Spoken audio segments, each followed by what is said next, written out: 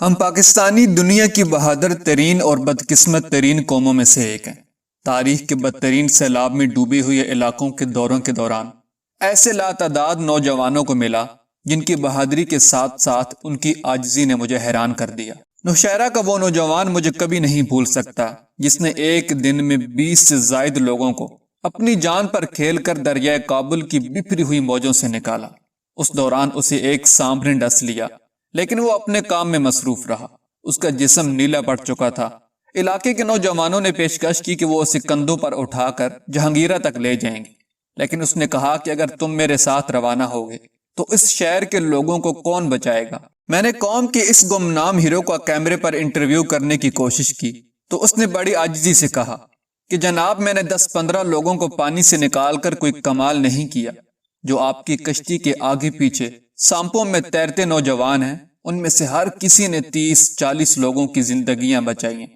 آپ میری بجائے ان کا انٹرویو کر لیں۔ نوشہرہ سے کالا باغ، عیسیٰ خیل، میاں والی، رحیم یار خان، بھونگ، مظفر گڑھ، لیا، شکارپور، غوث پور، جیکب آباد، سکھر، ٹھٹھا، ڈیرہ مراد جمالی، اوسطا محمد اور کوئٹہ سمیت کئی متاثرہ علاقوں میں مجھے بہت سے سخی لوگ ملے جو کسی دنیاوی مفاد کے بغیر کئی دن سے مصیبت زدہ لوگوں کو کھانا کھلا رہے تھے اور ان کی دیکھ بھال کر رہے تھے۔ ان میں سے اکثر کو تصویر کھنچوانے کا شوق تھا، نہ وہ سیاست کر رہے تھے بلکہ وہ صرف اور صرف اپنے اللہ کو راضی کر رہے تھے۔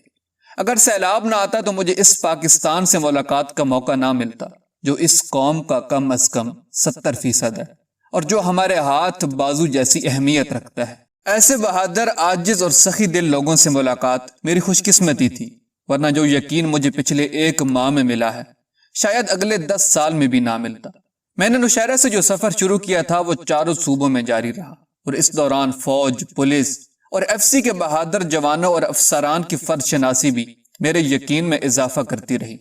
یہاں آرمی ایوی ایشن کے ان بہادر افسران کا ذکر بہت ضروری ہے جو انتہائی خراب موسموں میں ہیلی کاپٹر اڑاتے رہے اور متاثرین کو سیلاب کے گدلے پانیوں سے نکال کر محفوظ مقامات پر پہنچاتے رہے۔ آرمی ایوی ایشن کے کئی پائلٹ ایسے تھے جن کے ہیلی کاپٹروں میں مسلسل پرواز کے باعث کئی خرابیاں پیدا ہو گئیں، اور وہ ان خرابیوں کو بنیاد بنا کر بڑی آسانی سے 2-3 دن آرام حاصل کر سکتے تھے، لیکن وہ اپنی جانیں خطرے میں ڈال کر ناقابل رسائی علاقوں میں خوراک پہنچاتے رہے، اور بعض نے تو کئی جگہ پر اپنی خوراک اور اپنے حصے کا پانی بھی متاثرین میں بانٹ دیا۔ میں ان طلبہ و طالبات کو بھی نہیں بلا سکتا جو مجھے پاکستان ایئر فورس کے فیصل بیس کراچی میں ملے۔ یہ طلبہ و طالبات اپنے کالجوں اور یونیورسٹی سے چھٹی کے بعد فیصل ایئر بیس پر آئے تھے اور امدادی اشیاء ٹرکوں پر لوڈ کر رہے تھے۔ طالبات سے کہا گیا کہ فی الحال ان کی ضرورت نہیں، کیونکہ بھاری بھرکم سامان اٹھانے اور اتارنے کے لیے طلبہ کافی تعداد میں موجود ہیں۔ تو طالبات ناراض ہو گئیں اور احتجاج کر رہی تھیں کہ انہیں خدمت کے موقع سے محروم رکھا جا رہا ہے۔ کماڑی ٹاؤن کراچی میں سہارا ٹرسٹ کی قائم کردہ ایک خیمہ بستی میں مجھے لڑکانہ کے مضافات کا ایک 12 سالہ بچہ ملا جو سیلاب کی موجوں میں اپنے والدین کھو چکا تھا۔ وہ اپنے چھوٹے بھائی کو سانپوں اور ڈاکوؤں سے بچا کر کراچی تک لے آیا تھا۔ اس نے کہا کہ وہ اب واپس لڑکانہ نہیں جائے گا بلکہ کراچی میں مزدوری کرے گا اور اپنے چھوٹے بھائی کو پڑھائے گا۔ میں نے کہا، بیٹا، کراچی میں آئے دن حالات خراب رہتے ہیں، تم یہاں کیسے رہو گے؟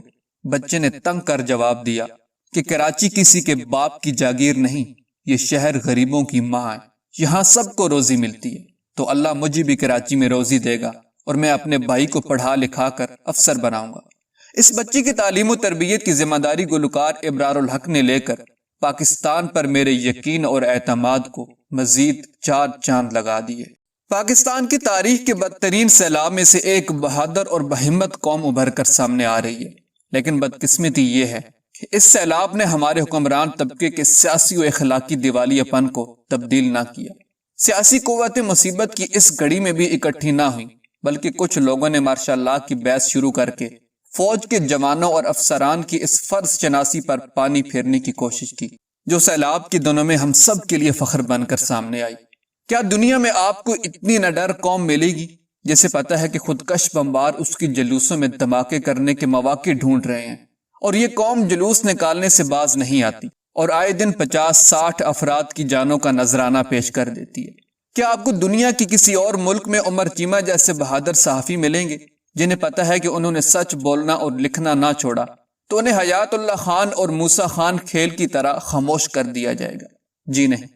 آپ کو اتنے بہادر لوگ کہیں نہیں ملیں گے۔ یہ بہادر لوگ صرف پاکستان میں پائے جاتے ہیں۔ بدقسمتی سے ہمارے بہادر لوگوں نے کرپٹ اور مفاد پرست طبقے کو اپنا حکمران بنا رکھا ہے، لیکن بدقسمتی کا یہ دور زیادہ لمبا نہیں چلے گا۔ مجھے یقین ہے کہ سیلابی موجوں میں سے ایک نئی قوم ابھر کر سامنے آنے والی ہے۔